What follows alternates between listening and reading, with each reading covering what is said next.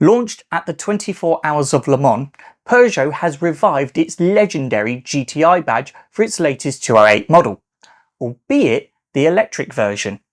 The Peugeot E208 GTi marks a bold new chapter for the brand, and much like it did at Le Mans, it's got Alpine firmly in its sights.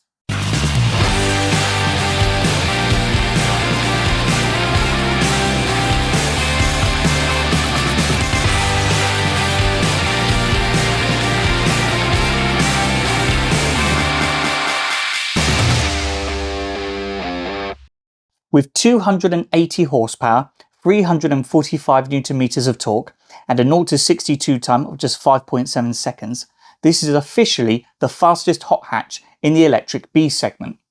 It isn't an Abarth 600 in a different dress, having taken the same car from the Stellantis group and just stick a Peugeot badge on it. Oh no, this car has 40 more horsepower compared to the Abarth and does a 0 to 62 sprint 0.3 of a second faster.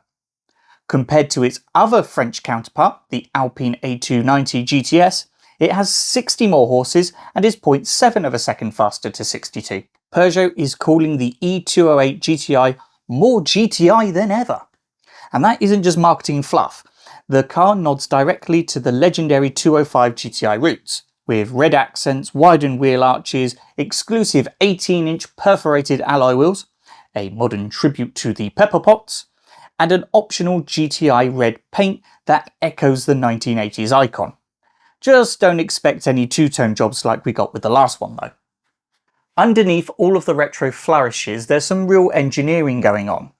Peugeot claims it's taken the lessons that it's learned from its Peugeot 9X8 hypercar that it competes in the World Endurance Championship with, but I suspect they've probably also learned some lessons from Stellantis' other brands competing in Formula E.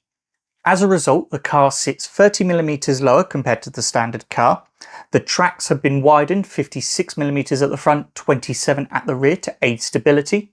The brakes have been made bigger, 355mm with 4-pot calipers, but the biggest surprise is that it's fitted on Michelin Pilot Sport Cup 2 tyres, which, when I asked Michelin about this tyre, they said it is a track day tyre.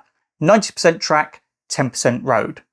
When I dug a little bit deeper on that, what they meant was it's a tyre designed to be driven to and from your track day, but not much more. I have experience of having used Cup 2 tyres on one of our cars in the winter, and I can tell you, it is frightening. When you're driving down a straight bit of road, the car is moving around underneath you. If you're on a roundabout, I have known the car to literally slide off because a Cup 2 tyre, it needs heat. And if you're driving it in -2, like we have in this country, the tyre just won't work. So I suspect what will probably happen is the car will be offered with a Pilot Sport 4S or an S5, and that the Cup 2 will probably be an option.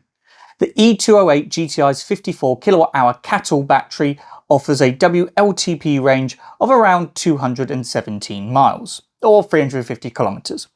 Fast charging from 20 to 80% takes under 30 minutes with a 100 kilowatt DC charger, while a 7.4 kilowatt wall box tops it up in 4 hours 40 minutes. The car will also feature vehicle to load, but no word on vehicle to grid. Peugeot has confirmed that the car will be available in the UK with right-hand drive, with the order books expected to open later this year, with anticipated deliveries sometime in 2026. No word yet on pricing, although we do anticipate it's going to be priced somewhere in the region of around about £38,000 to £40,000, bringing it in line with its rivals, although you will get a free wall box and you'll get a Freedom to Go pass, which gives you access to various public chargers at a slightly discounted rate. You'll also get Peugeot's promise, which means you'll get an 8-year, 100,000-mile warranty on both car and battery. While some may accuse electrified hot hatches of being soulless or compromised, the Peugeot E208 GTi seems intent on breaking that stereotype.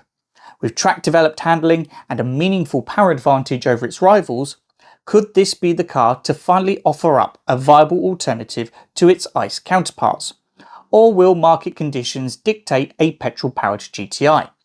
Peugeot themselves haven't ruled it out, and the success of the E208 will be a factor. So I put it to you, will you be going for the new E208 GTi? Will you be going for one of its competitors like the Abarth or the Alpine? Will you go for an ICE competitor like the Ford Fiesta ST? Or will you be holding out in the hope that Peugeot release a petrol-powered version of the GTi? Do let me know in the comments down below. And while you're there, I'd really appreciate it if you could give this video a like, and don't forget to click subscribe. We've just hit 1,500 subscribers, so thank you very much for everybody who is joining me on this journey. We're now chasing 10,000 and I can't wait to get there. Otherwise, thank you very much for watching. I'm Max, you've been watching Max Talks, and I'll see you on the next one.